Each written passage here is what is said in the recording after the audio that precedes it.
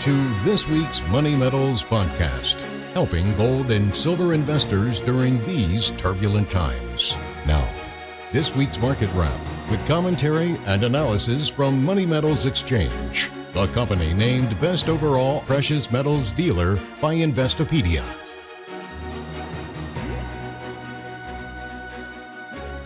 Welcome to this week's Market Wrap podcast. I'm Mike Leeson. Coming up, don't miss our exclusive interview with Philip Newman, Managing Director of Metals Focus. Money Metals' Mike Maharrey and Philip break down the silver supply deficit and how that dynamic still very much exists and try to help connect the dots for what it will mean for pricing moving forward. Philip also weighs in on the post-election sell-off we saw in the metals and whether or not he believes that correction may have been overdone or if there is more downside price action in our future. So be sure to stick around for a wonderful interview with one of the most knowledgeable metal analysts in our industry, Philip Newman of Metals Focus, coming up after this week's market update. Gold and silver have been trading sideways after bouncing back from their post-election Trump shock. As of this Friday morning recording, the gold price comes in at $2,653 an ounce, down about 0.5% since last Friday's close. Meanwhile, silver comes in at $31.43, good for a 1.8% gain for the week. Gold and silver stocks, traditionally expected to provide leverage to price moves in physical bullion in either direction, continue to underperform the metals themselves. Both gold and silver are up roughly 30% year to date. Overall, stock market action remains positive, even as stock investing legends like Warren Buffett have been furiously taking money off the table to reduce risk and raise cash. Meanwhile, premiums at Money Metals on coins, bars, and rounds remain at multi-year lows. Inventory levels are high and shipping speeds are immediate. For a limited time, customers will receive a free 1/4 ounce Buffalo silver round bonus for all $500 plus silver orders. For those looking for some great gift ideas, don't forget to check out Money Metals Exchange's Holiday Shop. Money Metals offers bullion products for all budgets, from copper rounds that can be stuffed into stockings to pure 24-karat gold coins for that special someone. If you're looking for affordable silver bullion gifts that come ready to give, you may want to order a handful of our holiday-enhanced Silver Eagles. We are pleased to offer the world's most popular silver coin, the American Eagle, packaged in our exclusive Merry Christmas capsule. If you're looking for something more unique, you'll find it in the form of a silver statue. From soldiers to animals to even dragons, these impressive designs made from sterling silver are much more than mere paperweights. They are a great alternative to cash, gift cards, and other run-of-the-mill presents. But the truth is, precious metal in any form is virtually guaranteed to bring bigger smiles to people's faces than the equivalent value represented in paper or plastic. If you want to make a real impression, our 24-karat gold bracelet would be an excellent choice.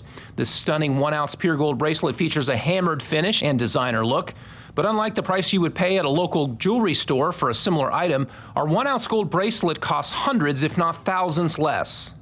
Pendants and earrings made of 0.9999 pure gold are also available, because jewelry that is gold-plated or alloyed with cheaper metals just wouldn't be as pleasing to a genuine gold bug. For other precious metals gifts ideas, including our Christmas-themed coins, rounds, and bars, visit moneymetals.com and click on the Holiday Gift Shop link at the top of the page. There's nothing like the timeless beauty and tangible weight of a bullion product. It leaves a lasting memory. Unlike other popular gifts such as clothing or electronics that will eventually wear out or become obsolete, any quantity of precious metal stands to become more, not less valuable over time. The gift of precious metals can be cherished for years or even decades to come. It can also help teach children about the value of money, the risks of inflation, and the long-term benefits of saving. Well, now, without further delay, let's get right to this week's exclusive interview. Greetings, I'm Mike Maharrey, a reporter and analyst here at Money Metals, and I'm here today with Philip Newman. Philip is a founding partner of Metals Focus, a fantastic outfit that produces a lot of great data and analysis on the precious metals markets. He's got multiple years experience in the world of precious metals and appreciate his insights. How you doing today, Philip? I am very good. And how are you keeping? We're doing great and excited to talk to you a little bit. It's been a bit since we last spoke, and I guess the biggest thing that's happened in the interim is we've had the big presidential election here in the U.S., and it looks like we're going to have the Trump era 2.0 coming up here. And, we've seen a pretty healthy correction in both silver and gold since the election. It seems to be settling out a little bit now, but I'm curious kind of about your impressions of how the Trump presidency may impact the precious metals markets. And a little bit more specifically, do you think anything really has fundamentally changed to kind of justify the sell-off that we've seen? Or is that kind of more of a knee-jerk reaction of investors? Or kind of how do you see this? Well, if we handle the correction, first of all, I mean, that was like an immediate reaction to the result, to the election result. I think in one sense, the markets were quite surprised that the result came so quickly. I don't think anyone was quite expecting that. Mm-hmm. But I think what we saw there were the markets becoming quickly much more hawkish compared to what the Fed was saying in terms of the Fed's expectations. Principally for next year. This year, we've only got one more meeting and one more potential rate cut. But we saw the markets really react and expectations that Trump's policies will be more inflationary, and we can perhaps get into that in a moment in more detail. But it was quite some time since we last saw the markets become much more hawkish than the Fed's dot plot. It was about, I think they moved very quickly to expecting rates by the end of 2025 to be about, if memory serves me, about 75 to 100 basis points higher than the Fed was saying. So, just to be clear, still expecting the Fed to cut rates, just not as aggressively as they had pre-election result. And I think that was the catalyst for the sell-off, across gold and silver. And I think we've also got to take into account, the speed with which both had risen. More gold than silver. Gold, of course, it's record highs. Right. I think, although gold had done very well to hold on to those highs, they were record levels. It got there pretty quick. I think the markets got a little overextended. Mm-hmm. I think once you have a bit of profit taking or loss of their upward, so that buy side interest dissipates even temporarily, well, then people start selling into that, some profit taking. Some will be selling, wanting to get out, thinking, oh gosh, maybe 2,500 is next. And I think that helps to explain that speed of the correction that we saw. I think what was really interesting about it is that I think on the Friday we saw gold falling quite sharply, but then it bounced and we thought, well, that's done very well. But then on the following Monday, it fell off again. And I remember being in New York in mid-November. It was for the Silver Institute dinner. And people I was speaking to in the financial markets in New York, quite a few of those were expecting further liquidations. That, in their view, that maybe the market would struggle to hold at 2,600. That maybe 2,500 was the next level. And I think what was really interesting, Mike, is that, we held at around although we did bounce below 2,600, that was very short-lived. And we quickly, not did we just get back to 2,600, but as you saw, back to 27 as well. So that was really quite remarkable. And that was against the backdrop, as far as I could tell, of it wasn't as though the markets had repriced what the Fed would do. So in other words, we still had the same expectations of the Fed in place when gold was going back up to 2,700 as we had when we saw the correction. So I think that was a very, very long answer. So my apologies to your question about was it overdone? A little bit. But I think also it was really quite revealing and encouraging that, the 2,600 level has held. And we've seen that in late November as well, haven't we? Which I think is really quite interesting. Yeah. I think so. And, you mentioned the Trump policies, and I guess that's really as we move forward, that's really what we need to focus on as we kind of try to parse out the future. And obviously you can't parse it out with any kind of completeness, because I don't know about you, don't have a crystal ball, but we can make some assumptions. The hard thing about Trump, though, is that it's as we learned in the first 4 years, it's hard to really predict what he's actually going to do. He talks a lot, and sometimes the actions don't necessarily match up.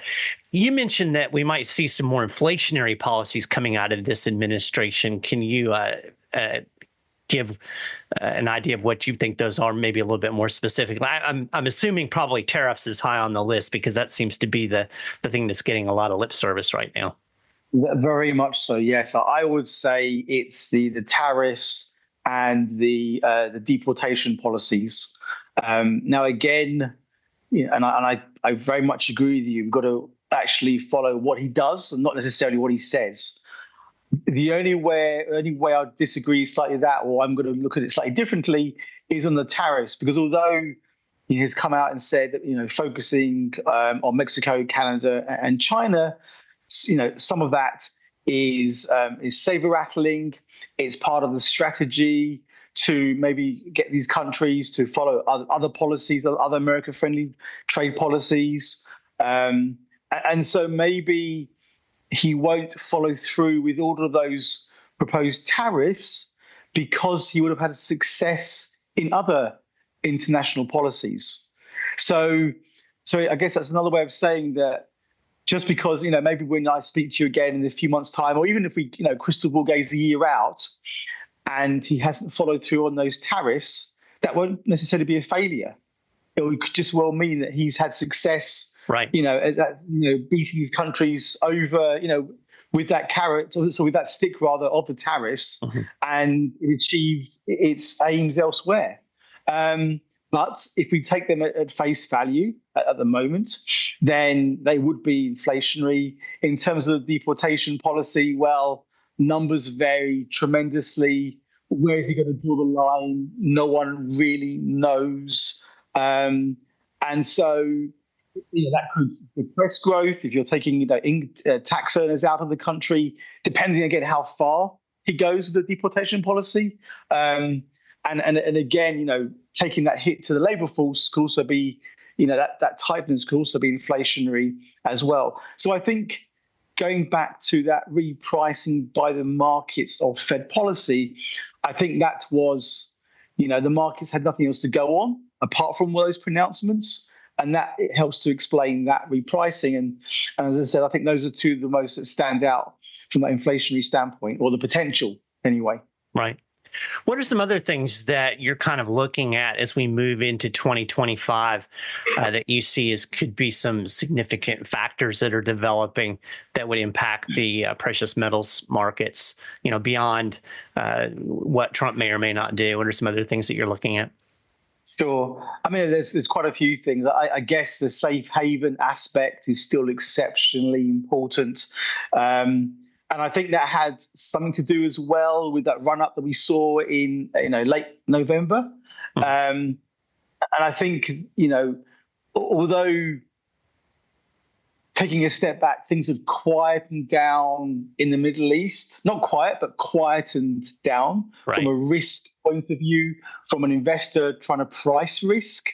We saw things ratchet up in terms of Russia and Ukraine being allowed to in a sense, use missiles it's taking from the US or UK or wherever else to fire into Russia, the use of the types of missiles by Russia as well. So I think for quite some time, investors thought they understood that risk. And I think that changed a little bit at least. And so I think that brought some safe haven buying back to the fore. Or I guess to put another way, the safe haven risk buying switched from being the Middle East centric to more Ukraine Russia centric. Yeah. So we'll see how that plays out. Of course, both are aren't going away anytime soon. Trump most likely will support Netanyahu. That could embolden him as well. So we'll see how that plays out. We'll see how things play out with Iran as well. Trump most likely will take a more hawkish stance there. That could, ratchet up again. So I think the safe haven element is certainly one that we're looking at. China as well, from a growth standpoint, has certainly been struggling. So we'll see how that one also affects global trade. So I think there's quite a lot out there from that point of view. Those are very gold specific, and I guess there are other elements or other, I guess, areas that we'll think about on the silver side as well. Mm-hmm. Mm-hmm. What are some of those areas on the silver side? I think for silver, so as you know better than anyone, silver behaves both as a precious metal, as an industrial metal, and so everything I just said can apply to silver. I think it has struggled a little bit. You see the ratio overall still in the mid 80s. So I think some investors have been disappointed by that, and that can encourage them to shun silver. But at the same time, when gold does really well, there could be some investors going, well, maybe we've seen, there isn't much more upside to gold to come. Let's maybe turn our attention to silver. Even as we talk now, it's just, flirting with the $31 level. Can it hold onto that? It's been a couple of weeks since it's been at that point. So I think it is going to be range bound between, say, the 31 and the 30 level. And that in itself can discourage investors. It doesn't seem very exciting. Right. Losing the volatility, that's not great. And I guess one area of the market that we are looking at, Mike, is the coin and bar side. And really, there's, I guess, a couple of things there. One, if you've got price stability, that's just not great for demand. Retail investors, dealers, they do better when you've got price volatility. Uh-huh. I think the other thing which is really interesting, and I guess it's more US centric, is that investors they tend to overall be more Republican leaning, and so I think now that not just having Trump in the White House, but having the Senate, having the Congress, having a majority on the Supreme Court, wherever you look, it's Republican leaning or Republican strength. So I think that gives those investors confidence that the direction of travel for the US, not just the economy, but for the US socially and politically, will really be in their wheelhouse. And so that maybe is a reason that, maybe that means they won't be buying precious metals as much as they've done in recent years. Doesn't mean they're going to be selling, but I think it could mean that there's less urgency because how they live and what they see on the news, it will really give them confidence and reassurance about the direction for the US economy and for US society. And if we look elsewhere, Germany, historically is one of the really big coin and bar markets for silver. That's been struggling for a couple of years now. So that's one we're keeping a close eye on to see if that has a better year in 2025 or not. Yeah, I think that's a really good kind of overview of U.S. sentiment. I think you hit the nail on the head with a lot of those points. You guys recently, partnering with the Silver Institute, released kind of I don't know if it's late mid-year projections for 2024 in the silver market. And it looks like we're heading toward another record in industrial demand, eclipsing 700 million ounces for the first time. So that's pretty exciting from a demand standpoint. How do you see things playing out as we kind of get into the next year, though, as far as the market deficit goes? I'm assuming that we're looking at another market deficit, and then how do you see that coming into 2025? Sure, you're absolutely right. Yeah, so as you mentioned, as I touched on earlier, I was over in New York. So what the Silver Institute does is in November, it's our flash estimates for 2024. Mm-hmm. And then in April, we return and present our findings for the final figures for 2024 in World Silver Survey 2025, as it's called. So although we do have these estimates, I would suspect that quite a few of these figures will change. Our job is to get out in the market, meet people. There was still, a good few weeks, although it's mid-November, we had to sign off on the numbers in early November. So that's almost 2 months worth of numbers that weren't out. So we'll see how those change, especially the price-sensitive areas like coin and bar, all parts of the Indian market, which can hit jewelry and silverware. Right. There's quite a lot out there. So because India is number 4 globally for industrial demand, that will also impact the industrial total as well. So to get back to your point, yes, we are calling at this point in time industrial demand globally getting through 700 million ounces, which is really quite staggering. I mean, that is quite an impressive total, given that it's only a couple of years ago, 2022, where it was below 590. So that is a really remarkable performance. So going back to the things we're looking at, the industrial is certainly up there. And within that, one of our favorite topics that also gets a lot of attention is the photovoltaic market, the solar market, which has just been going remarkably well. China accounts for roughly half of global installations. So that remains, an exceptionally important market. Where we are looking at very closely is the rate of thrifting that we see. So, you think about a solar panel, can you, for give or take the same level of efficiency, use less silver than you did last year or the year before? And that is certainly a focus of the market. Bear in mind also, although I said China is roughly half of global installations, it dominates the manufacturing of the panels. So it's really important that we go into the mainland China and speak to the panel guys. And we've got a guy in Taiwan that is over there. He goes to the PV conferences, speaks to the paste and powder and the panel guys. Mm-hmm. And that's really important because it's only when you're face-to-face with them that you really understand their business model, the opportunities and headwinds that they face. Right. And then you start to understand, how they thrift, why they thrift, and just how that progresses. And it's never ending. And I think this year is definitely one of the highest rates of thrifting we've seen for some time.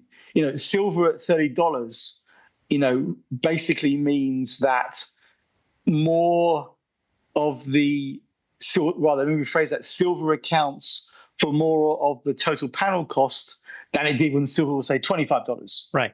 And so that creates pressure. That basically, these guys struggle to pass on those higher costs. So their margin falls.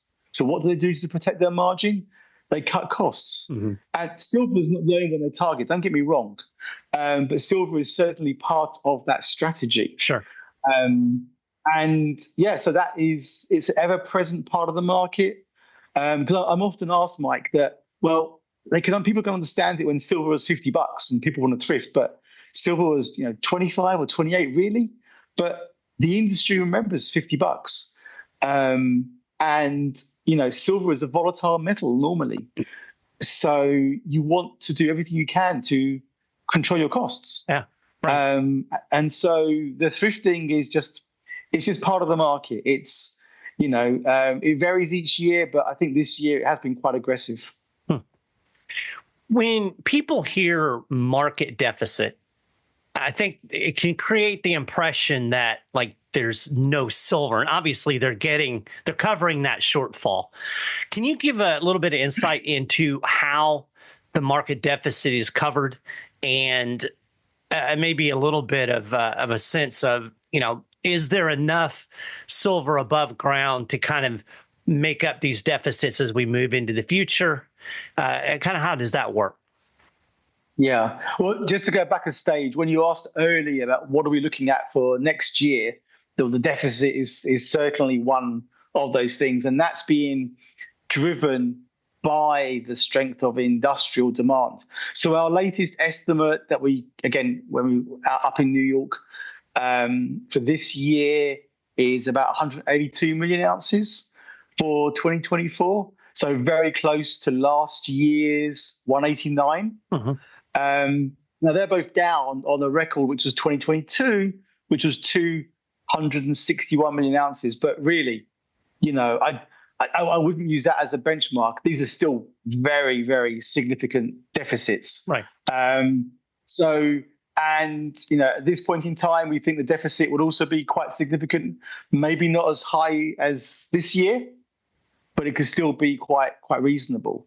So where does that metal come from? What's really interesting this year is that quite a few refineries, be it in the US or taking a step back, North America, and in parts of Europe, have really been full of silver. There has been silver that's been liquidated by retail investors. You've had flatware being sold back. So this has come from, I guess you can call it above ground stocks. Yeah. The coin and bar is retail holdings of investment products, and the flatware, is obviously, held by consumers as well.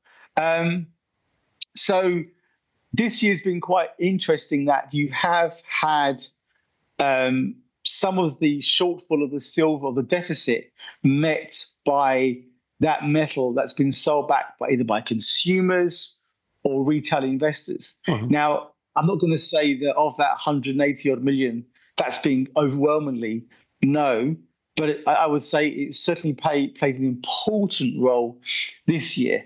Where's the rest of it come from? That's a really good question. I can tell you where it really hasn't come from, manner of speaking. You've had a rise in CME stocks. I believe that LBMA holdings in their holdings of good delivery silver in London vaults has been quite stable this year as well. So all of that suggests that the silver has come from off exchange holdings. So that has been quite interesting. And just to give you a couple of figures, to help, if we look at, because we've got to think about this is like on exchange, because that's identifiable. And when you say exchange, that's the CME. You then got the two exchanges in China, so the Shanghai Gold Exchange and the Shanghai Futures Exchange, and then there's a little bit in Japan and India. So if we add those exchanges with the silver that's held in London, so at the end of last year, so end of 2023, if I round these figures for you, you had 1.2 billion ounces. The latest figures for the end of October, you had 1.3 billion. It's gone up. So, which is really fascinating. So that's why I said earlier that the deficit isn't being filled by those. So it's coming from other sources. Maybe it's coming from local Zurich. It's possible. There's a lot of silver held in Zurich. The challenge with the Zurich silver is, while I would say the vast majority is in large bars. So it can come back to the market really easily, but a lot of that is held really quite tightly by high net worth investors, by family offices. And for those, $30 silver, I don't think is that exciting. Yeah. I can't tell you what price they would release, but, I just don't think it would happen so much at $30. So, maybe some of the silver that's coming into the market is coming from non-CME held silver in the US, if you can follow that. Yeah. That's a possibility. I think there's quite a lot there. Again, I think a lot of that is quite sticky. For example, the IRAs, the silver held in IRAs, there is a lot of silver held in the States in these accounts. Again, that's very sticky. I don't think that's going to come out. So, So maybe there's more coin and bar coming out than we realize is a possibility. Maybe it's coming from local Singapore. There's all sorts of places, and by definition, it's pretty opaque. It's not transparent. Right. It's hard to quantify. So it's really quite interesting. So I think the deficit is being filled, I think, as I said, mainly by off-exchange sources that aren't identifiable or easily identifiable. That's interesting. My takeaway from that, and tell me if you think this is a kind of a fair summation. There's plenty of silver out there, but it really depends on the price, right? It's kind of like my house. My house isn't for sale, but somebody offers me the right price is for sale. So if you get a price that's high enough, you can get that silver released into the market, but it's not necessarily going to flow out there at $30. Is that kind of a fair summation there? Yeah, I think that's fair. I think where it gets really interesting, you think of someone like India. So India, is the largest market for jewelry. It's the largest flatware market. Right. I mentioned earlier it's the fourth biggest industrial. It's probably the largest market for investment bars as well. There's a lot of silver held in India by retail investors. Let's put industrial to one side, but by retail investors or by consumers. And bear in mind, even their jewelry or flatware that's all going to be, yes, it's sterling silver like in the US, but the markups are infinitely lower than the States. People understand what they buy. So it's quite, from a price point of view, it's fairly near market. And the price in India, the silver price in India this year has been a record high. What's been really fascinating is that it's been a record high, but we haven't had mass liquidations. We had that a few years ago, but we haven't seen that. We've had demand weaken. Yes, as you'd expect, it's a price-sensitive market, right? But it hasn't collapsed. So that's been really, really quite interesting. So that's why sometimes it's important to look at the price of silver in local terms. Yeah. And the rupees is the one that we certainly do. And, it helps because we've got an office over there as well in Mumbai that we can do that. But it's been fascinating that you haven't had that collapse. But whereas to your point, yeah, I think if silver was to get through, let's pick a price, $40, I think that would be really interesting. I think for the US market, for retail products, you could have a lot more liquidations. But equally, I think there'll be people buying into that thinking, well, we've made 40. Right. I don't know if I believe in. Exactly. I may not believe in 50, but I could well believe in 45. So I think you could get a very good market from a dealer point of view, a much better or healthier two-way market there. So that is a possibility. But we shall see how that one plays out, to be honest. Well, I'm going to let you get out of here. I know it's late over in your part of the world, and I definitely appreciate you taking a little time to chat.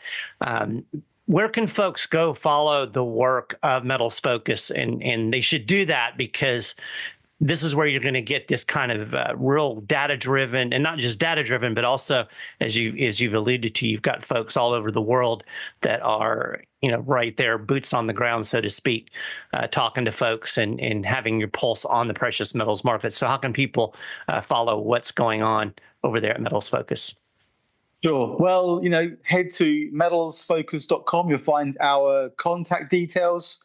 That will help you to get in touch with us and to get samples. So, as you mentioned, we do work for the Silver Institute, but we also do short and long dated forecasts. And for those of your people listening to this that are interested on the mine side, we do a lot of work on the mine costs and doré flows across the precious metals. I think that's the interesting thing. We are focused exclusively on precious metals, and the fact that we don't trade the markets, I think helps us to have, quite an independent, view of what's going on. Right.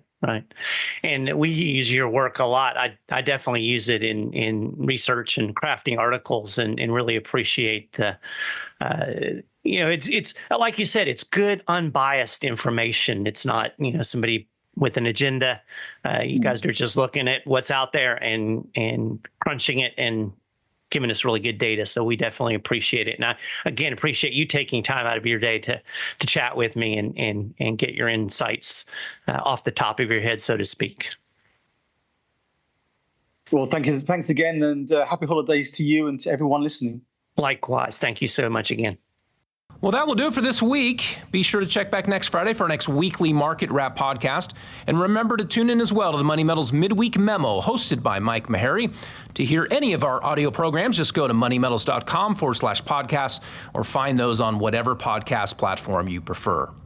Until next time, this has been Mike Gleason with Money Metals Exchange. Thanks for listening and have a wonderful weekend, everybody.